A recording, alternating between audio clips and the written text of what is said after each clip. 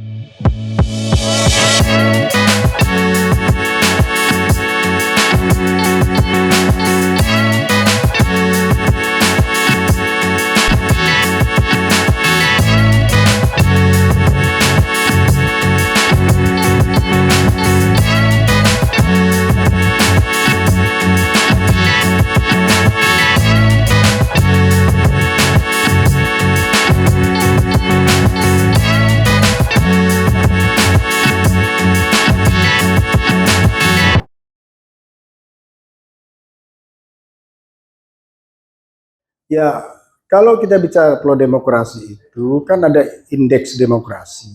Indeks demokrasi itu ada 5 kan. Sebuah negara dikatakan demokrasinya itu bagus, ada 5 indikator. Ini bukan kuliah ya, ini ada saya S2. Pertama adalah ada pemilu nggak dan pluralisme kemajemukan. Kedua, fungsi pemerintah berjalan atau tidak. Yang ketiga, partisipasi politik. Yang keempat, kebebasan publik. Yang kelima, budaya politik. Ini teori. Kalau teori jangan dibantah. Bantahnya pakai teori Bung Rafin ya. Nanti beliau yang ahli hukum. Saya melihat yang 4 jalan. Makanya hari ini, sore ini saya bicara yang tidak jalan. Pemilu jalan nggak? Jalan tiap tahun. Pluralisme, kemajemukan dihargai. Orang bisa diriin partai. Kemudian diverifikasi kan. Ada partai umat. Ada partai dakwah kan. Udah banyak partai itu. Udah berserakan kalau menurut saya partai itu. Ya, ada Nasdem. Tepuk tangan buat Nasdem.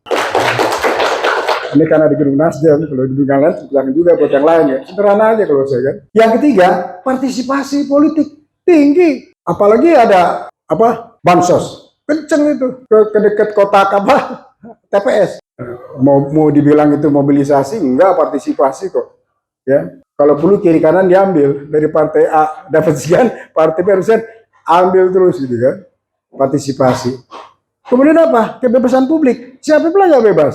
Kalau nggak bebas, Bapak Ketua PB MPO nggak akan bisa duduk di sini karena ada PB HMI di Penegoro. Ya, adik-adik. Ini saya guyoni semua adik-adik saya. Persoalan flow demokrasi menurut saya Bung Harin persoalan budaya politik. Ini persoalan bangsa kita. Saya nggak lihat soal pertumbuhan ekonomi, bukan persoalan apa yang berkaitan dengan institusionalisasi kelembagaan. Kelembagaan udah cukup kok. Lembaga politik kita sudah cukup. Partai ada, legislatif ada, yudikatif ada, kemudian penegak apa institusi hukum cukup kuat, ada KY, ada MK, ada MA, ada kejaksaan. Kurang apa lagi kita? Persoalannya kan itu tadi teman saya di depan. Persoalannya mentality bangsa ini, Bung Refli. Saya kutip ucapan Mahathir. Judulnya apa? Melayu mudah lupa. Ada puisi karya Mahathir tahun 2000 ya. Tahun 2000 itu Mahathir turun 2002 kalau nggak salah. Saya sedang Malaysia ngomong S3 itu. Jadi Mahathir 23 tahun berkuasa dan dia sukses. Merubah Malaysia dari negara orang Melayunya itu jadi buruh getah di perkebunan dan buruh sawit gitu ya. Karena yang jadi apa amtenarnya orang Cina sama orang Inggris. Dalam waktu Mahathir berkuasa dari tahun 80 sampai 2000 berapa? 2000 dari 85 ya. 23 tahun dia berkuasa itu. Dia pidato di depan parlemen Malaysia. Dia kemukakan itu keberhasilan Malaysia. Seperti Habibie juga main statistik dia. Tapi kejujuran Mahathir ada di situ. Dan ini nggak ada di presiden kita sekarang. Maunya bagus semua gitu kan. Apa Mahathir bilang? Apa kata Mahathir? Dari seluruh keberhasilan Malaysia itu ada satu yang belum bisa rubah dari rakyat saya ini. Mentalitas orang Melayu mudah lupa. Sama di sini juga mudah lupa. Kalau jadi partai oposisi kenceng dia. Kalau jadi partai penguasa ngumpet. Bisa nggak nyindir loh. Ini saya. Nah soal krisis demokrasi, Bung Repi, itu udah makanan bangsa kita. Kita ini dari krisis ke krisis demokrasi kita kok. Di sini ada teman-teman yang ambil kuliah S2. Dulu kita sistem parlementer. Pertama 46 kan, sampai 57. Belum selesai sidang konstituan tuh dibubarin sama Soekarno. Muncul sistem demokrasi. 59 sampai 65. Soekarno dijatuhkan dengan tidak terhormat. Krisis demokrasi. Muncul Soeharto 66 sampai 9. Soeharto dijatuhkan dengan tidak terhormat. Krisis lagi demokrasi kita. Gus Dur naik baru 2 tahun. Meninggal di istana. Krisis juga kita. Jadi flow demokrasi ini kita sepanjang hayat nih bangsa Indonesia menikmati gitu. Cuman generasinya sudah ganti-ganti. Ya bersyukurlah saya ikut aksi demo dari 70-an itu. 74 saya udah demo zaman Hardiman Siregar kan. SMP saya masih pakai celana biru udah demo-demo di Senen tuh. 74 kasus Malari. 78 sidang apa kampus kuning NKKBKK. Saya masih SMA ketua OSIS dibawa ke Kodim. Udah kenyang juga urusan gitu. 98 mungkin Bung Repi, kalau boleh tahu, satu-satunya 98 ada foto mahasiswa S2 gendong anaknya di gedung MPR demo, itu saya. Fotonya masih ada. Oh, kalau saya jadi orang besar, saya lihat foto itu. Bawa nekat itu waktu itu.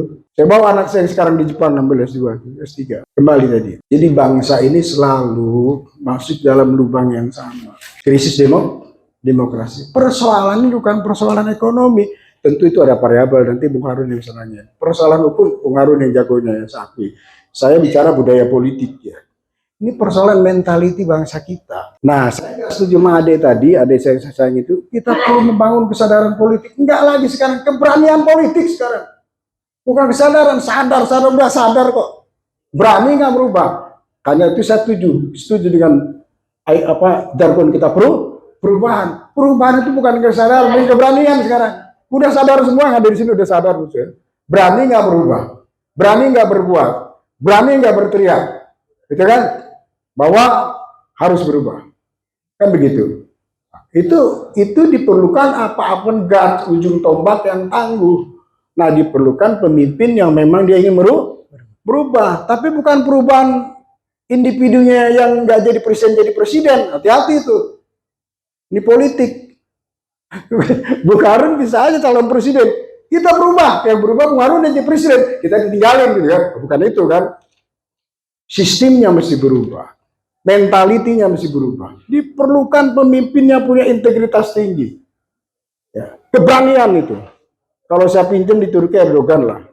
Hebat Erdogan. Militer bisa dia lumpuhkan kan.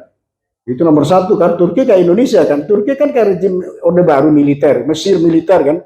Erdogan bisa mengalahkan militer di Turki dan mampu memimpin, menang lagi kemarin kan, dan maju gitu kan. Yang ada katakan Bu Repi tadi, negara yang dia bangga dengan bahasanya kan, maju dia itu.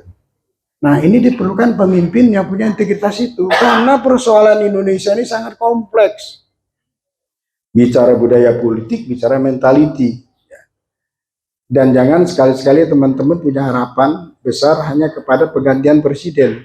Saya orang yang tidak terlalu ekspektasi, tapi saya mendukung perlu adanya perubahan. Tapi jangan mimpi. Ya. Perubahan itu diperlukan apa? Diperlukan gerakan nasional, bukan bergantung pada pemimpin. Pemimpin itu avant-garde-nya, ujung tombak. Dia mesti teladan gitu. Dalam konsep demokrasi itu, maka pemimpin adalah melayani, bukan dilayani. Selama pemimpin itu ingin dilayani, selama pengurus partai itu ingin dilayani, selama ketua partai ingin dilayani, bullshit demokrasi. Yang ada oligarki lagi. Nah mentality ini harus dipelopori oleh pemimpinnya. Saya setuju. Karena budaya kita ini budaya paternalistik. Kebapaan gitu ya. Kalau bapaknya berubah, ke bawahnya berubah. Kalau bapaknya nggak berubah, ke bawah nggak berubah. Malah cari pembenaran. Kalau bapaknya korupsi, yang bawa uang semir. Uang pelicin. Tinggal levelnya aja kelasnya. Pasti itu. Saya kasih yang sederhana. Anekdot aja Pak. Budaya politik itu ya. Ilustrasi Pak. Bapak pernah tinggalnya di suatu perumahan. Di perumahan itu Pak. Kalau Pak RT-nya kerja bakti. Bangun pagi duluan. Nongkrong di jalan. Itu gak jadi berangkat orang-orang berjalan-jalan. Wah. Jangan berangkat mah. Hari ini ada kerja bakti lah. Pak RT udah duluan. Nongkrong. Tapi kalau Pak RT pergi ngacil. Berangkat keluarga. Diserahin ke seragam apa? Kuning. Kalau nggak hansip, kasih duit, beresin nih gorong-gorong. Itu menandakan budaya kita paternalistik. Jadi di kita lebih mudah loh merubah ini. Jadi dimulai dari siapa? Pemimpin di semua level, keteladanan, gitu ya. Teladanan. Bung Repi ingat gitu di koran dulu ada. Ketika Muhammad Hatta ditawari Pak Harto. Hatta kan udah jadi presiden ya. Sejak tahun 56. Dari istana datang ke Pak Hatta. Pak, kata Pak Harto, mungkin berkenan Bapak ingin jalan-jalan. Dikasih fasilitas negara kan. Silakan pilih kemana. Hatta pilih kemana? Ke Digul. Digul itu tempat Hatta di penjara zaman Belanda. Dia minta pilih ke Digul. Berangkatlah dengan pesawat Hercules di Digul. Nostalgia lah ya, dia Hatta dulu pernah dengan siapa, dengan Sarir ya di Digul, tokoh-tokoh pergerakan oleh Belanda itu terkenal. Digul terkenal dengan nyamuk malarianya kan, luar biasa itu. Sampai di sana setelah Pak Hatta jalan-jalan, kemudian ada dari pihak rumah tangga mengatakan, Pak, Bapak dapat uang saku. Kata Pak Hatta, terima kasih, saya udah negara sudah bawa saya pakai pesawat dari Jakarta ke Digul ini, udah terima kasih gitu. Ini Pak ada uang sangunya. Tiba-tiba diserahkan kata, Hatta nanya ke kepala suku. Di sini apa yang perlu dibantu? Pak, jembatan perlu dibangun. Zaman tahun 80 kan Papua kan dikasih uang sakunya Pak Hatta untuk bangun jembatan. Pemimpin seperti itu yang kita cari sekarang. Melayani rakyat bukan dilayani rakyat. Gajinya sudah besar, fasilitasnya cukup, tapi kita masih sering pergi ke daerah itu ingin dilayani, ingin dihormati. Selama itu masih mentality seperti itu, berapapun gajinya nggak akan berubah. Ini yang disebutkan mental oligark, patron klien tadi, ingin dilayani. Ya. Jepang mampu merubah itu. Jepang itu mampu berubah dengan Meiji restorasinya. Begitu dia dibom nuklir oleh Jepang tahun 45 Hiroshima Nagasaki, mentalitas orang Jepang dirubah oleh siapa? oleh kaisarnya. Dulu orang Jepang tuh nggak berani melihat muka kaisar. Ya. Kalau kaisar muncul di sana, orang Jepang tuh kepalanya nunduk semua. Apalagi di Thailand ya, di Thailand jarak. Tapi ketika Jepang itu dibom, Nagasaki dan Hiroshima oleh Amerika Serikat dan sekutu, dan Jepang kalah, ketika itu kaisar sadar. Maka dia bilang apa? Dikumpulkan rakyatnya di tengah lapangan depan di sana, kata kaisar Hiroshima, kaisar Jepang apa? Kamu tegakkan kepalamu, katanya. Itu baru pertama kali dalam sejarah dan Jepang bisa melihat kaisar, karena kaisar dianggap tuh Tuhan. Apa kata kaisar? Dia bilang, yang ditanya bukan masih ada panglima enggak? Yang ditanya bukan masalah pejabat politik enggak ketika perang kalah? Masih ada guru enggak, katanya. Hebat. Di Jepang itu orang berilmu yang dihargai. Makanya dengan cepat 45 dia hancur, 60 Jepang kembali menjadi negara ini industri. Karena ilmu, peradaban, pencerahan intelektualitas yang dikedepankan. Bukan ABS, asal Bapak senang, bukan KKN. KKN apa? 98? Kolusi? Kali aja lupa lagi nih Pak Tibis. Kolusi, korupsi, nepotisme. Nah, itu KKN 98. Sekarang apa? NKK, saya bilang. Bukan ini kampus, dulu kan normalisasi. Dulu KKN, korupsi, nepotisme. Sekarang NKK, nari konco-konco. Sarua keneh, kata orang Sunda. Sami mawon. Ini soal budaya, mentalitas. Casingnya mau partainya banyak. Mau bikin visinya keren-keren, copy paste aja bikin. Tapi kalau mentalnya nggak berubah, nggak bisa. Tapi pengharapan saya ada kepada salah satu calon presiden kita yang sekarang. Gitu. Ya, temannya Bung Refli Harun itu. Ya adik saya lah ya. Nah, karena saya angkatan 80 kan, Anies Baswedan 89, sama-sama di HMI, ya, sama-sama aktivis ya, adik saya lah semua.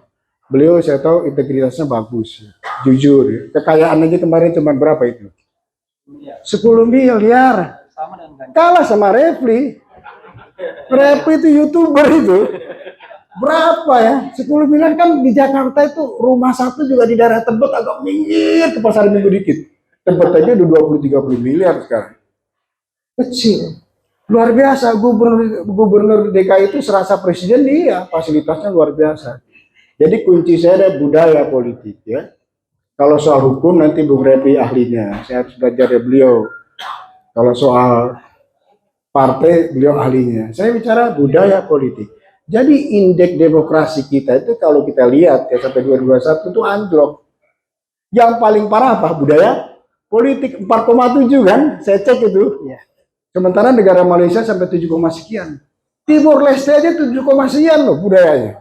Malaysia kita 4,7. Itu kalau kuliah, sekolah di SMA angka korupsi terbalik itu. Itu masih ngulang. Masih ngulang gitu. Nah ini persoalannya saya kira perlu ada sebuah keinginan yang bersifat nasional. Ada satu keberanian bersama kolektif ya, bahwa kita harus cepat melakukan akselerasi perubahan mentalitas bangsa kita ini. Shortcutnya apa? Boleh saja Bung Refli bikin undang-undang, saya setuju. Itu perlu regulasi. Tapi yang paling penting keteladanan. Kalau pemimpin hari ini doyan makan bayam, ikutin dia makan bayam. Kalau pemimpin hari ini mau duduk bersama petani, rakyat akan senang, gitu kan? Karena di kita memang budaya seperti itu. Ya. Saya kira mudah-mudahan akan lahir dalam pemilu 2024 ini pemimpin yang betul-betul punya keberanian, bukan kesadaran. Kita udah sadar semua kok, tapi berani itu yang betul. Sekarang udah dekat 2024, bukan sadar lagi, berani merubah, kampanyekan. Pemimpin yang integritas, pemimpin yang moralnya bagus, akhlaknya bagus. Ucapan dengan tindakannya selaras ya. Yang paling penting adalah tidak punya masa lalu yang tidak baik, harus yang baik-baik saja. Walaupun manusia tidak sempurna. Ya saya kira itu. Sebagai ada lagi? Satu lagi Kak. Satu lagi silakan. Kalau kita berbicara zaman sekarang tentu erat kaitannya dengan neoliberalisme. Ya. Apakah ada keterkaitan antara flow demokrasi dengan neoliberalisme itu?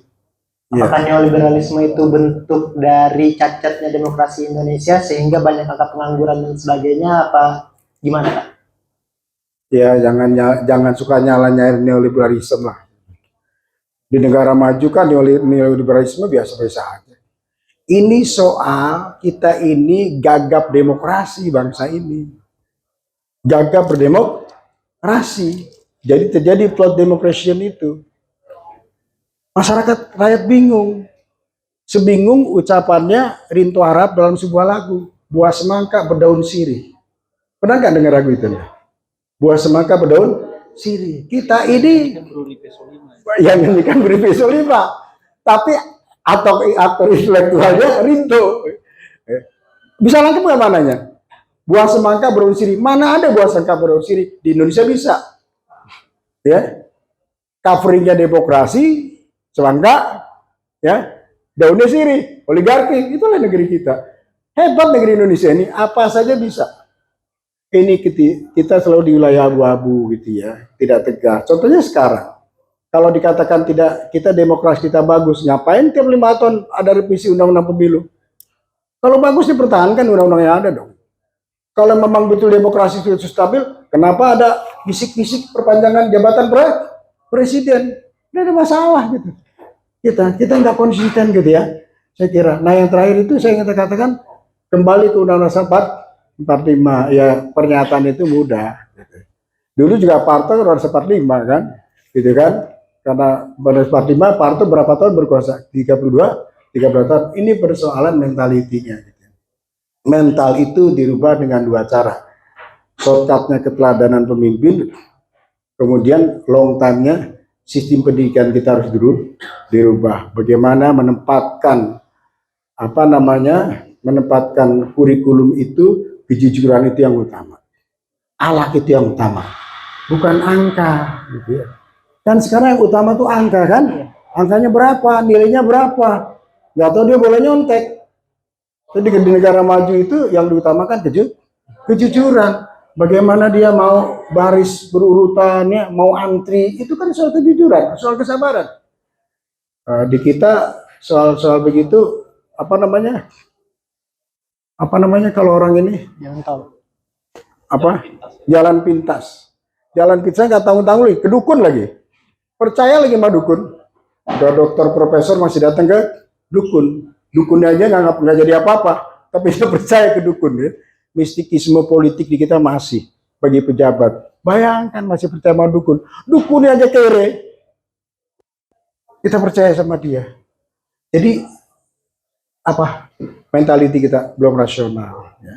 Mentality kita masih mentality tradisional tidak selalu buruk ya, tapi dalam konteks ini mistikisme gitu ya, jalan pintas gitu ya, nggak ada. Saya kira agama juga tidak mengajarkan jalan pintas. Kerja keras, sabar, sungguh-sungguh gitu ya, yakin, optimis, baru kembalikan yang di atas. Ini saya kira perlu kita. Mudah-mudahan saja di antara calon presiden yang akan tampil 2024 itu adalah mereka yang punya komitmen ya, untuk melakukan perubahan. Saya kira harus perubahan, tidak ada kata lain ya. Siapapun presidennya harus ada perubahan.